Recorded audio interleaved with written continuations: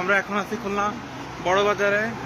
এখানে অগ্নিকাণ্ডের ঘটনা ঘটেছে। ফায়ার সার্ভিসের বেশ কিছু ইউনিট চেষ্টা করছে আগুন নিয়ন্ত্রণ করার জন্য।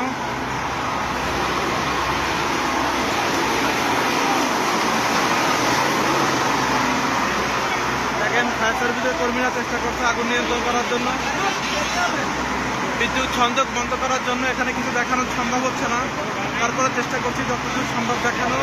আগুন বেশ নিয়ন্ত্রণ নিয়ে আসছে।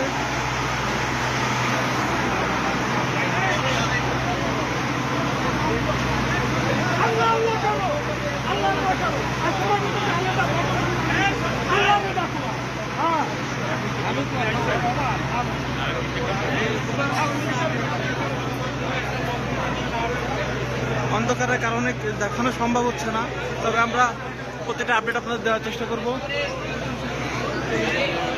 ভিডিও করেন না, তাও বলতে চলুন।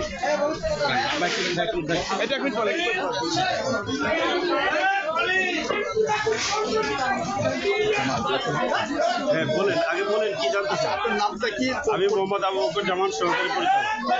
কি হয়েছে এখানে?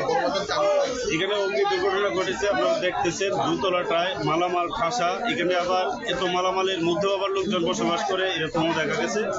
2-3টা রুমে আগুন ছিল, এখন ফায়ার ফাইটিং করছে।